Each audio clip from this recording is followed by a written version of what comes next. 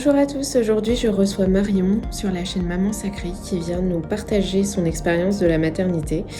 Elle va aborder deux sujets très importants, l'hyperémèse gravidique et la fausse couche. Je vous laisse découvrir tout de suite son témoignage.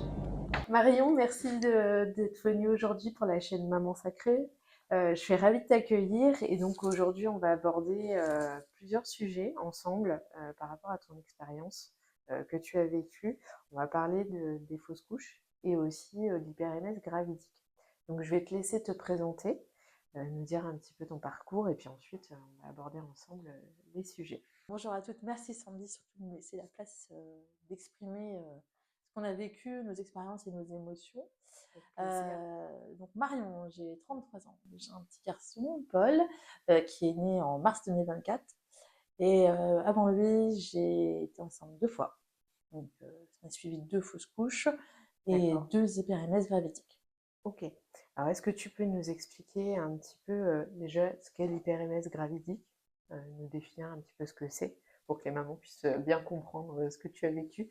Alors, l'hyperémèse, en tout cas, selon moi, comment je l'ai Oui. vécu, c'est un état de la grossesse qui amène parfois des vomissements coercitifs et énormément de nausées. Donc, pour mon cas, ça a été de très fortes nausées et je ne sais pas si on peut dire que j'ai eu la chance de ne pas vomir, mais en tout cas, ça n'a pas été mon expérience. Oui, ça a été quand même assez intense, Assez malgré intense. qu'il n'y ait pas de vomissement. En fait, Ouais. effectivement, ça peut se manifester sous En fait, il y a différents niveaux différents d'hyperémèse. niveaux, Ouais, ouais. mais effectivement, là, pour le coup, dans ton cas, ça a été surtout des nausées. C'est ça. Ok. Donc, du coup, est-ce que c'était un projet que tu avais déjà au départ, si je reviens un petit peu sur ton désir d'enfant? Est-ce que tu avais un projet en particulier? Est-ce que c'était Alors, spontané? oui, Voilà. on était en projet bébé. Euh, J'avais arrêté la pilule en fait comme tout le monde. Oui. Et je suis tombée enceinte un mois après. J'aime pas dire tomber enceinte. Oui, le mot tomber, Ouais. oui, c'est particulier. Donc j'ai attendu mon premier bébé au bout d'un mois. Ok. À chaque fois d'ailleurs. À chaque fois que Oui, c'était assez rapide pour le coup. à chaque fois. C'est une chance que j'ai. Enfin, qu'on a avec Yann, mais voilà, ça s'est fait rapidement et c'est pour ça que j'ai pas non plus compris ce qui se passait Oui. dès le départ. Quoi. Donc, comment ça s'est passé? Comment tu t'es rendu compte que tu étais tombée enceinte? Alors, déjà, je prenais un nouveau job. Ok. Le même mois. Hein. Donc, moi, dans ma tête, je me suis dit, j'arrête la pilule, ça fait plus de 10 ans que je la prends, je serai enceinte dans un an. Ça va mettre un peu de temps, voilà. En tout cas, de ce qu'on pouvait entendre des expériences des unes et des autres, je me suis dit, bon, tu partais de ce postulat-là, en voilà. fait. Et donc, je prends un nouveau job, et dès le deuxième jour, je commence à me sentir vraiment pas bien. Et plus les jours passaient, moins je me sentais bien. Et donc, je me suis dit, mais c'est un nouveau job, il est cool. Marion, pourquoi tu te sens aussi angoissée, quoi? Je suis quelqu'un de nature un peu stressée, mais pas autant, ça prenait pas autant de place dans ma vie. Euh, Au point de pas arriver à faire les événements que je devais mettre en place, Oui. de pas suivre en tout cas la cadence qui était demandée. Euh, donc il y a eu cette peur de l'échec face à un nouvel employeur. Enfin, c'était assez particulier. Et puis 3 semaines passant, ma nouvelle collègue me dit, Marion, je pense que tu as un problème. Tu as perdu déjà, donc j'avais perdu 12 kilos, donc ça se voyait forcément physiquement. Et elle me dit, il faut que tu ailles aux urgences. Ouais, j'arrive aux urgences et on me dit donc je suis enceinte, donc aux urgences gynéco, et on me dit, bah voilà, vous avez perdu plus de 5% de votre poids, donc vous allez tout de suite à la mat, Oui. on vous perfuse, etc. Donc je me retrouve à la mat. Donc, tu te retrouves hospitalisée Hospitalisée, après le passage aux urgences. avec Oui. rien, enfin toute seule. Pas de vêtements de rechange, rien, des bébés qui naissent de partout, moi qui comprends pas ce qui me tombe dessus, et puis surtout un personnel pas très compréhensif. Ok. En tout cas, on est en 2021. Hein, Ok. voilà.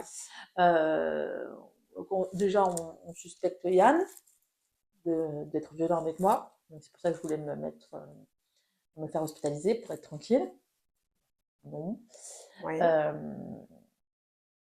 On veut me faire manger D'accord. parce que je suis Oui. une menteuse, je joue un peu la comédie. On me dit que toutes les femmes sont malades enceintes. Alors, je n'avais pas à ce point-là. Donc, c'était un peu, voilà, c'était un séjour assez particulier. Particulier, pas dans la bienveillance, plutôt dans... Bah, j'avais l'impression d'être un peu mise de côté, en fait. D'accord. J'étais dans une chambre, une très grande chambre toute seule. On me changeait mes perfs parce que, voilà, pour être hydratée et avoir les nutriments qu'il fallait, mais j'étais vraiment seule, en fait. Oui, tu t'es retrouvée vraiment toute seule, Voilà. livrée un peu à toi-même et Sans comprendre sans comprendre ce qui se passait. ce qui se passait. Est-ce qu'on t'a expliqué en fait Non. ce qui se passait pour toi? Non, Pas du tout. On me disait, mais madame, il faut que vous mangiez, il faut que vous buviez, et c'était impossible pour moi. Enfin, voilà, loin de moi de critiquer la cantine de l'hôpital, mais quand on te sert une jardinière de légumes alors que tu as envie de vomir H24, bon, Oui, ça c'est passe moins bien. compliqué, tu vois. Oui. Et Yann ne comprenait pas non plus. Et il venait me voir et moi je voulais absolument pas, je supportais pas son odeur, je supportais pas qu'il me parle. C'était hyper compliqué en fait. Et on me laissait aller prendre les douches toute seule alors que je n'avais plus de force. Oui, parce que tu étais à bout de force, comme tu pouvais pas t'alimenter de toute façon.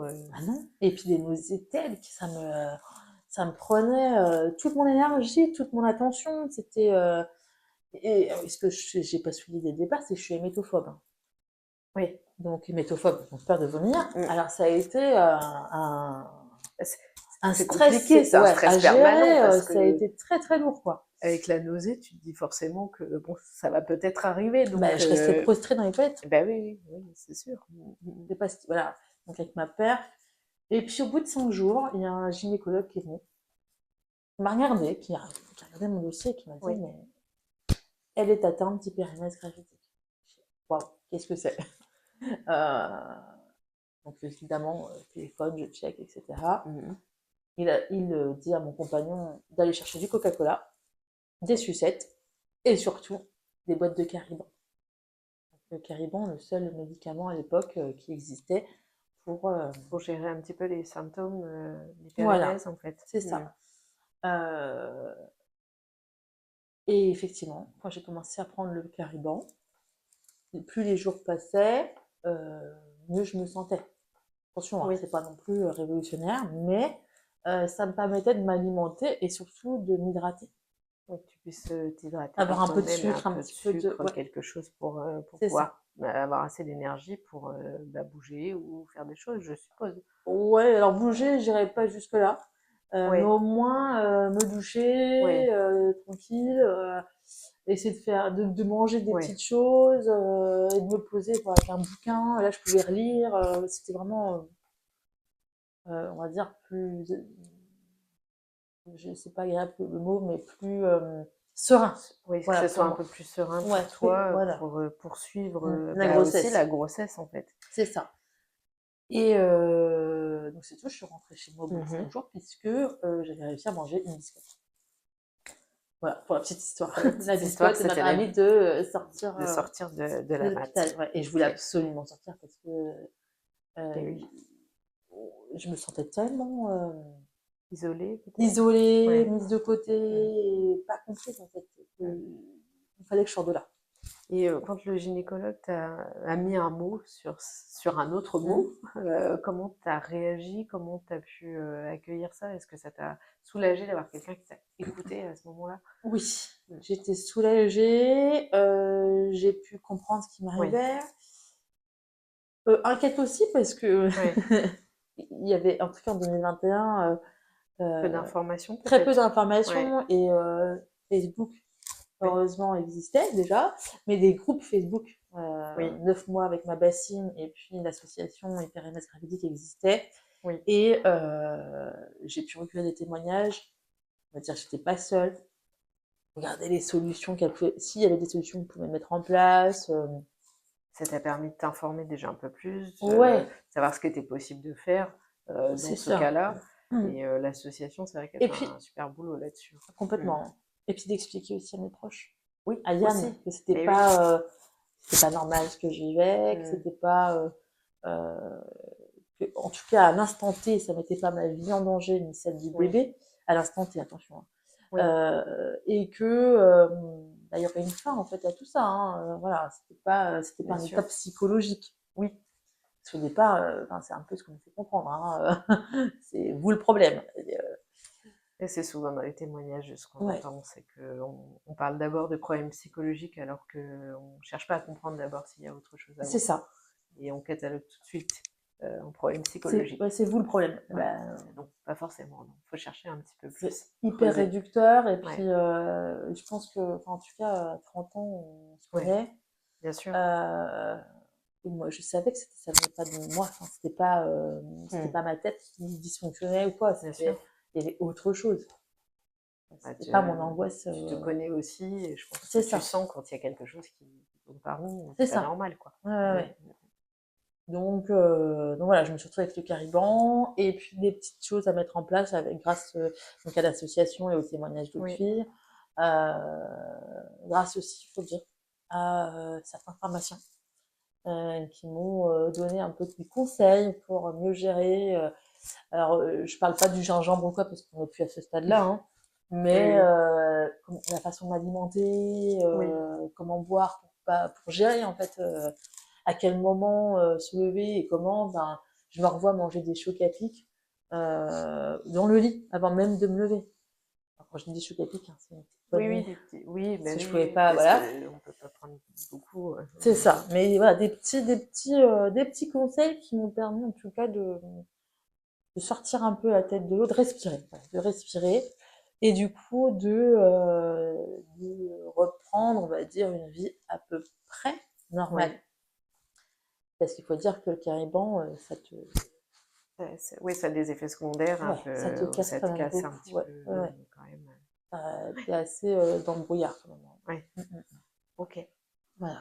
Donc, comment s'est poursuivie ta grossesse une fois que tu as pu comprendre ce qui se passait? Alors, on devait partir en vacances, hein, on était donc en été, Oui, au mois d'août, on a prévu de partir en Croatie en voiture, donc on part.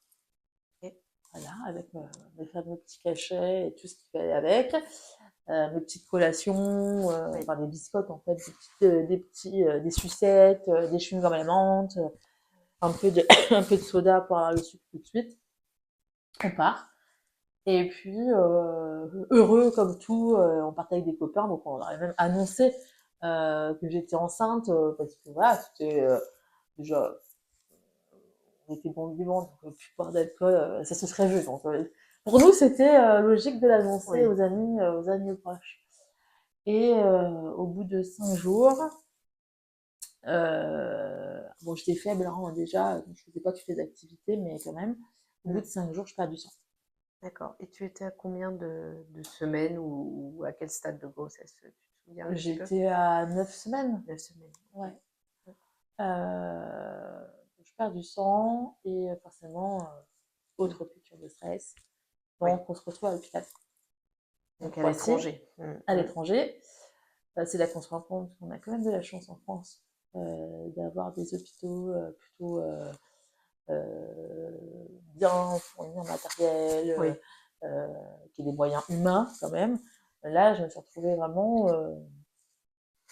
aux années 50 oui, avec un personnel qui comprenait pas non plus, déjà pas la langue, et qui ok, comprenait pas vraiment ce que je faisais là, d'accord. parce que j'avais pas mes échographies avec moi, Mm. parce que, encore une fois, je faisais un peu semblant, et qui ont suspecté tout de suite une grossesse extra-utérine. Oui, donc oui, ils sont partis sur ce Tout de diagnostic-là. suite, ouais. Et du coup, comment ça s'est passé ensuite? Alors, ils m'ont dit, c'est simple, soit, de toute façon, vos vacances sont gâchées, donc soit je vous opère là, enfin, on passe voilà, à l'interruption de grossesse, Oui, soit vous retournez en France dans l'un de vos hôpitaux. d'accord.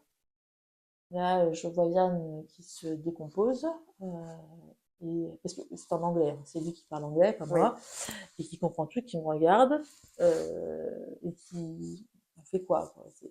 Donc on est parti tout de suite. Oui, vous Mm. êtes partis en En France. France Ouais. de retour pour pouvoir aller dans un hôpital On en s'est France. arrêté à Annecy. En fait, le Ouais. premier hôpital qu'on a trouvé, Oui, super hôpital d'ailleurs, parce que je commençais à avoir aussi des douleurs. oui, en plus des saignements. Ouais, actuels. les saignements s'intensifiaient Oui. et, donc j'avais des douleurs. Mm. Mais encore une fois, je ne savais pas exactement ce que j'avais parce que en Croatie, on me dit grossesse extra-utérine. Quand tu regardes sur Internet, tu as aussi de quoi te faire peur, hein, Bien risque sûr. de Mm. rupture, Mm. hémorragie, etc. Et en même temps, c'était tout en anglais, avec des appareils voilà, qui sont pas comme les nôtres. Je dis, ça se trouve, il y a encore un espoir, quoi.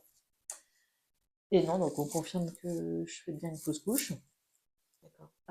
Et là, donc on me pose les mots et on me dit que Mm. ça va aller et que ça ne va pas entacher les prochaines grossesses. Donc, coup de massue, Mm.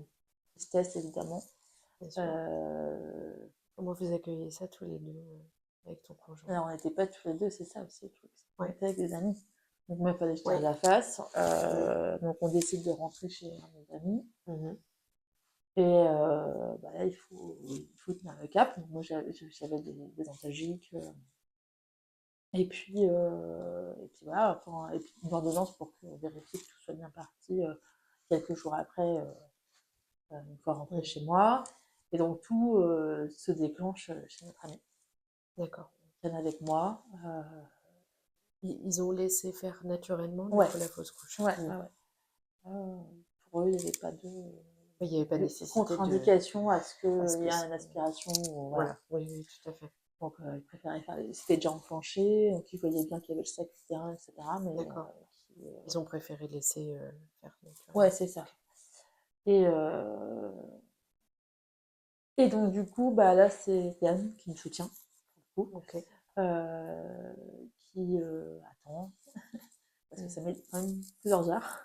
Oui. T'as des contractions. Ça, je savais pas. Non plus qu'il y avait des contractions Mm. comme ça, et jusqu'à ce que expulse en fait Mm. l'embryon. Mhm. Et donc voilà, ça a été assez particulier comme expérience. Il y a aussi ce côté un peu pudeur, j'avais pas forcément envie qu'Yann voie ça. Oui. Alors, je sais pas si beaucoup de femmes ont tendance à cacher en fait. Hein, c'était un peu, je sais pas. C'est pas, je parlerai pas de monde parce que c'est pas ça, mais de me dire, C'est euh, un petit peu instinctif de se de, cacher ouais, dans un c'est ça. moment un peu délicat comme ça. En plus, c'est Ouais, quelque chose qui est en nous. Donc, je pense qu'il y a ce réflexe de ouais, un peut-être se peu, cacher à ce moment-là ou sûrement. d'avoir de la pudeur, peut-être. Donc, c'est tout. Il était quand même avec moi, Oui. là, dans un appartement petit. Donc, on a décidé ensuite de repartir chez nous. On avait Mhm. besoin de se retrouver nous deux. Oui, juste tous les deux. Ouais, Mm. on est partis en pleine soirée. Et, euh, et voilà, ça s'est terminé en fait comme ça. Euh, Chez nous, on s'est retrouvés dans notre bulle de tristesse, Mm. d'incompréhension, un peu d'échec aussi. Mm. Je sais pas, est-ce que j'ai mal fait? Est-ce que je me suis baignée trop, trop longtemps? Est-ce que j'ai plein de questions en fait qui sont passées? Donc tu te dis, tu culpabilises un petit peu. Mm. Ça, c'était vraiment un effet très court en tout cas chez moi, la D'accord. culpabilité, mais c'est quand Mm. même, ça fait partie du processus en tout cas, Oui. qu'on se pose énormément de questions. Et puis, voilà, les saignements se sont arrêtés Mhm. et la vie a repris son cours en fait. Je suis toujours en vacances, donc voilà. Sauf que ça aurait été trop beau si ça s'était arrêté comme ça. Oui, en fait, ça s'est Alors, poursuivi en après fait, ou qu'est-ce qui oui, s'est passé au j'ai moment? toujours eu des nausées. Les D'accord. nausées se sont jamais arrêtées. Sauf que j'avais plus le droit au clarivan et je voulais plus le prendre parce que c'était assez fort. Mhm. Donc j'ai trouvé d'autres parades. Oui. Donc j'étais sous somnifère que je prenais pour arrêter ces nausées. De nouveau, je mangeais plus. Euh, et sans comprendre en fait non plus pourquoi j'étais dans Pourquoi cet ça, état-là. oui, voilà, pourquoi ça continuait malgré que, bon, ben, Et qu'il voilà, n'y avait plus il n'y avait de. plus de de Et qu'il n'y avait grossesse. plus en tout cas de l'hormone de grossesse. Ouais, voilà, c'est On ça. dit que c'est quand même l'hormone de grossesse qui Qui provoque tout à fait. l'hypermèse. Et 25 décembre 2021, impossible de me lever. Ok. Et c'est là que tout a été déclenché, où j'ai décidé de suivre une thérapie. J'ai retrouvé sous antidépresseur. D'accord. Anxiolytique aussi. Et puis une thérapie EMDR. Musicalité. Ouais. Parce qu'en fait, on s'est rendu compte que cette expérience-là d'hyperémèse et de fausse couche a créé en moi un stress post-traumatique. D'accord. Donc je me sentais vraiment infaillible. Et en fait, cette année-là a marqué un peu un tournant dans ma vie. Ça m'a permis donc 2022 a permis de mieux me connaître. La thérapie, du coup, a duré quand même plusieurs mois. Cette façon de vouloir tout contrôler, de devoir lâcher prise sur ces choses-là.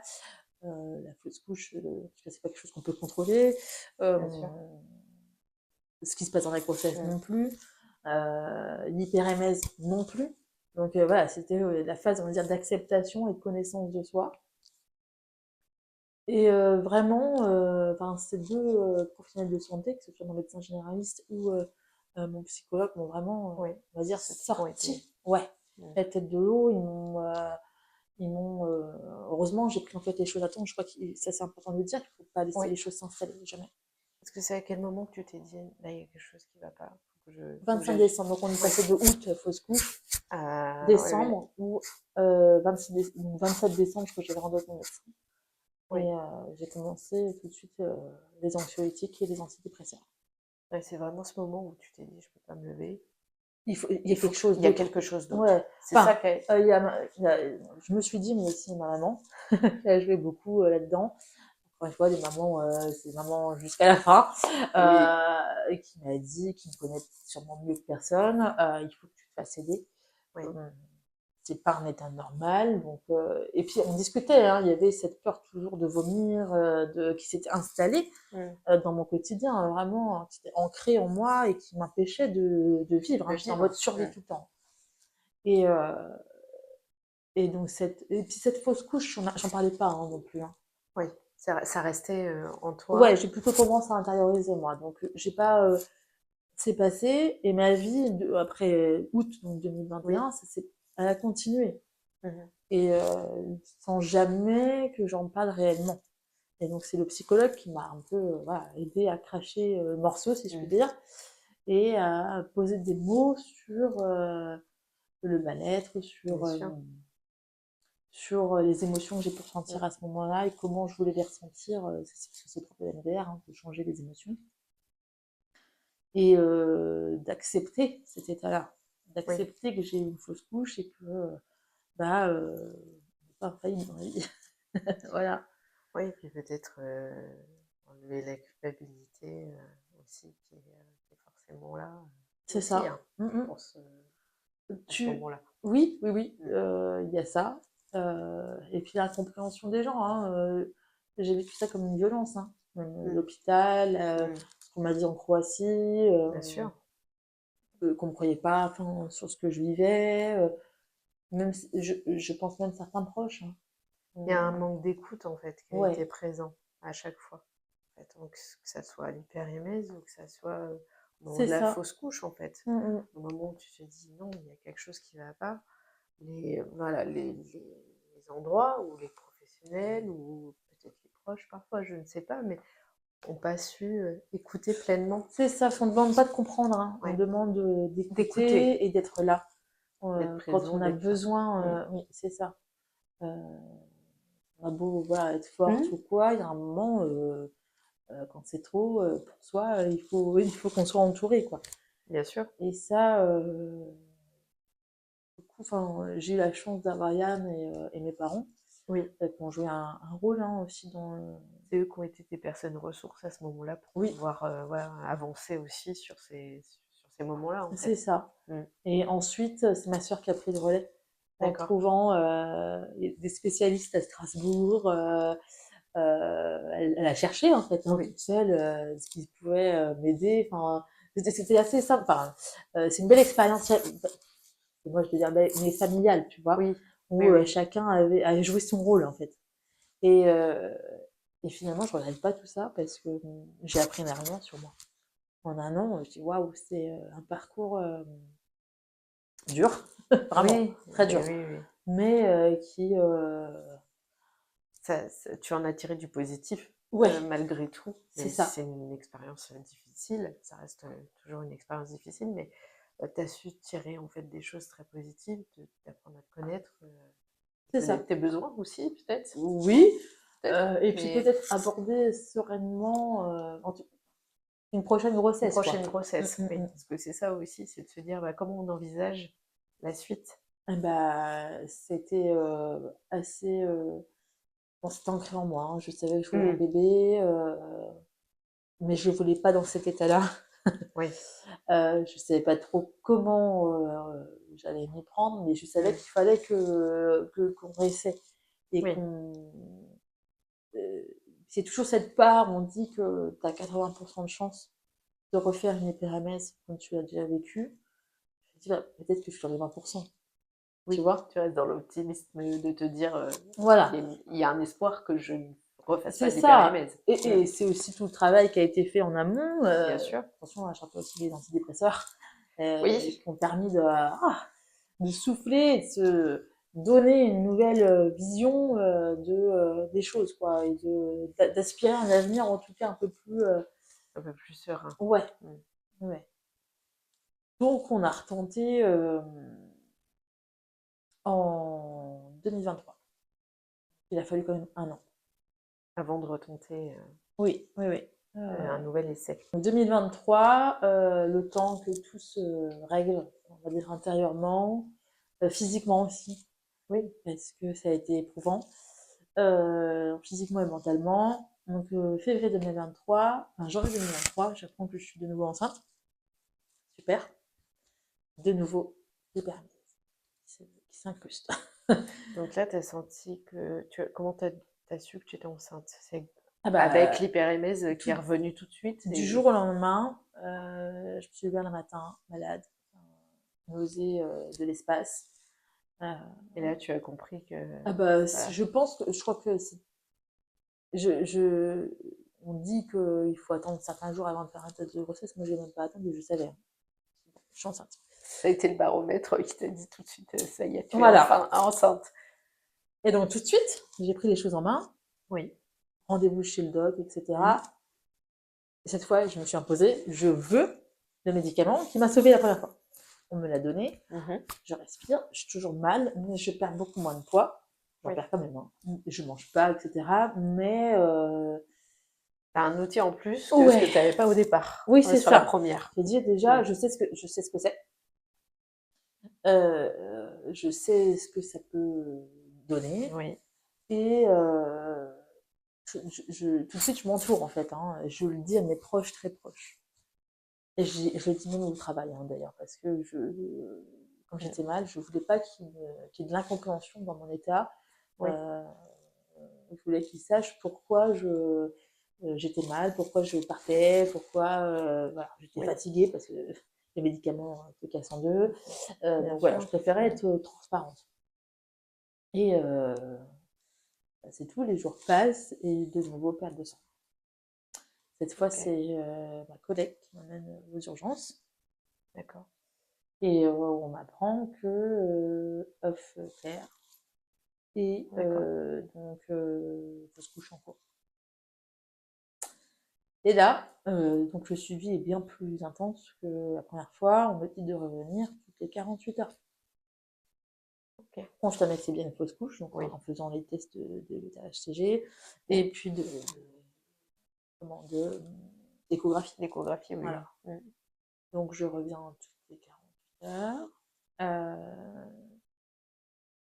D'ailleurs, j'ai même rencontré des filles en salle d'attente qui vivaient aussi la même chose que moi, donc on a pu échanger. Enfin, c'était une drôle d'ambiance. Hein. Oui, mais voilà, pendant 5 heures, t'attends. Enfin, et encore une fois, hein, j'ai vécu aussi d'autres violences à ce moment-là où le corps d'une femme est sensible et je trouve qu'encore plus quand tu es en train de vivre une fausse couche. donc une interne m'a vraiment été assez violente avec moi. Donc cette fois, je lui ai dit, en pleurs, mais je lui ai dit, tu l'as dit, que c'était inadmissible. Voilà. Et le dernier jour, je suis tombée sur un autre interne, vraiment exceptionnel, qui m'a dit, ne vous inquiétez pas, ça arrive à plus de 25% de femmes. C'est pas pour ça que vous allez pouvoir tomber enceinte. Voilà. De nouveau. Et il m'a proposé un arrêt, chose que j'avais pas eu la première fois. Donc j'ai eu un arrêt d'1 semaine et qui m'a dit d'aller voir un gynécologue pour en discuter et voir s'il n'y avait pas d'autres soucis en fait. Donc là voilà, un peu plus épaulée par l'équipe médicale. Et puis fausse couche beaucoup moins douloureuse que la première. Donc arrivé à quel stade là on était à 6-7 semaines. Oui, un petit peu plus tôt. Ouais, c'est ça. Un petit peu moins douloureux que... C'est ça. Oui. Et puis peut-être parce que je le savais déjà. Hein, oui. J'ai compris tout de suite quand j'ai perdu du sang que c'était fini. Ça se réitérait. Donc, le processus était enclenché psychologiquement, physiquement, et du coup c'était peut-être moins... Alors ça a été dur. Hein, c'est dur, mais c'est toujours aussi dur, je pense. Mais, voilà. On est un peu plus préparé peut-être. Je sais pas comment on peut... Je crois qu'on n'est jamais vraiment préparé parce que on se prépare avec maman quand même. Ouais, quand même. Sauf que je pense que t'es maman à partir du moment où tu sais que t'es enceinte. Bien sûr. Donc tu te dis, t'imagines plein de choses en fait. Là, cet enfant qui va naître et tout disparaît en l'espace de quelques instants. Je parle même de minutes. Hein. C'est violent. Ouais, un peu. Et te dire, c'est déjà la deuxième. C'est quoi la suite? Parce qu'on te dit, en bout de 3 fausse couche, tu passes dans d'autres procédures. Hein. Tu as un accompagnement plus spécifique, spécialisé. Donc là, c'est une autre angoisse qui s'installe chez moi. Oui, là, tu as eu un peu plus d'angoisse encore. Mais cette fois, liée différente. Liée au fait que peut-être je n'aurai pas d'enfant. Oui, c'est ça qui apparaît. Ou en tout cas facilement, tu vois. J'avais déjà, là j'avançais, on est jeune, etc. Mais quand même, pas... Et ces questions qui viennent se poser. Ces questions qui viennent se poser, tu vois ton entourage avec de plus en plus de femmes enceintes. Et pourquoi pas moi, quoi. Tu vois? Ouais. Et de nouveau, sous antidépresseurs. Oui, du coup, on est reparti sur la thérapie pour pouvoir faire face, en fait. C'est ça, parce que là, de nouveau envie de venir. Et des angoisses qui prenaient beaucoup de place dans mon quotidien. De pas dormir, de pas... d'être angoissée, en fait, de reperdre du poids. Donc là, mon médecin n'a pas tergiversé, elle m'a tout de suite donné... pour que ça puisse t'aider, en fait, à ce moment-là. C'est ça. À faire face, en fait. C'est ça. Okay. Donc, ça a perduré et ça s'est amélioré. J'ai sorti la tête de l'eau. J'ai continué encore quelques séances de MDR. Et puis, et voilà, ça allait mieux. Avec l'espoir de nouveau d'être enceinte, puisque le gynécologue m'avait dit que, en tout cas pour le moment, il n'y avait pas lieu de s'inquiéter, puisque j'étais enceinte les 2 fois, très rapidement en plus. Oui. Sans certitude que ce soit lié à la prise de pilules prolongée, voilà, il n'y a pas de... Ça aussi, c'est malheureux. Les fausses couches, on ne sait jamais pourquoi elles arrivent. Oui, c'est ça, il n'y a pas d'explication particulière de toute façon. Et je pense que c'est quelque chose qui te trottera toujours. Pourquoi c'est arrivé. C'est ça. Et donc, on était en février 2023, et en juin 2023, je suis de nouveau enceinte. Ok, et alors, est-ce que là, comment tu as décelé que tu étais enceinte? Est-ce que là aussi, l'hyperémèse est venu toquer à la porte? Alors, les nausées. Les nausées. Les nausées sont venues. Je vais avoir mes règles, je crois, un samedi, si mes comptes sont bons. Et le jeudi, je me dis, bon, il y a un truc, je le sens. Test positif, nausée, Mais pas de l'espace cette fois. Pas de l'espace, c'est Non, différent. Je pouvais, ouais, non, mais c'était incroyable, je pouvais manger. J'étais pas super, voilà, mais rien à voir avec les 2 fois précédentes. J'étais toujours sous antidépresseur. Parce que, C'est encore frais peut-être. ouais, c'était frais, et puis on m'avait conseillé de continuer, voilà, parce que les hormones n'aidant pas, ben, on sait jamais. Et, euh, et la grossesse s'est passée merveilleusement bien. Les nausées sont parties au bout de 2 mois. Et, Grand changement là. ah ouais, ouais, grand changement. J'ai pu respirer, j'ai pu vivre ma grossesse comme j'entendais. Bon, il y avait cette date fatidique des 3 mois Oui. qu'on vivait tous les deux, avec Yann, où on guettait le moindre signe. On va pas passer, voilà, je vais pas mentir, comme beaucoup de filles, je pense qu'on regarde à chaque fois dans le fond de la culotte dès que tu vas aux toilettes. C'est angoisse permanente, jusqu'à quand. En tout cas, moi, jusqu'aux 3 mois, ça a été assez intense. C'est passé un petit peu après. Mais tout le long, je pense que jusqu'à 6 mois, ça a été, voilà. Jusqu'à ce qu'on passe la date, en fait, de grand prématuré, ça a été quand même assez présent dans mon quotidien. Ouais, la petite angoisse, elle restait. Ouais, il y avait un petit truc dans ma tête, voilà, je vérifiais toujours si le bébé bougeait. Mais en tout cas, c'était super bien passé et on était dans notre bulle quand même de bonheur, quoi. Donc, comme quoi, malgré 2 ans, on va dire, de brouillard, il y a eu une éclaircie et c'est Paul qui est arrivé. Et c'est Paul qui est Oui, arrivé. c'est ça. Ça, c'est trop chouette. Oui. Ça donne pas mal d'espoir aussi, et de se dire que ben voilà, même si tu es passé par 2 fausses couches, voilà, en plus avec de l'hyperémèse, etc., bah, on peut aussi vivre les choses, Tout à fait. voilà, vivre une 3e grossesse qui se passe très bien, et puis avec moins de nausées de l'espace. Oui, avec moins de nausées, j'ai pu profiter vraiment, j'ai Oui, tu as pu mangé. profiter pleinement de ta Ah ouais. grossesse, quoi. Ah Ça, oui. ça doit changer la vie aussi. Voilà. Et puis d'être plus surveillée. Bon, j'avais cette Oui. envie de faire des échographies toutes les semaines, mais Ça, je crois que beaucoup de mamans voudraient bien le faire quand même malgré tout, mais oui, Ah oui, encore mais plus là. tu veux savoir si son Ouais, cœur si tout bat, va bien. quoi. Ouais. C'est rassurant. Oui. Et donc voilà, quand Paul est né, c'est vrai que beaucoup d'angoisses se sont évacuées. Ça a été vraiment comme si les poumons se déployaient d'un coup. Ouais, tu respires, c'est ça. Et tu t'envisages l'avenir autrement. Bien sûr, oui. C'est ce que je voulais, c'était quand même mon bébé, donc Bien sûr. peu importe comment, par quel chemin on passe, par quelles expériences, que ce soit l'hyperémèse, les fausses couches, il fallait que j'y arrive. Que tu y arrives. Et tu as réussi. Ça, c'est chouette.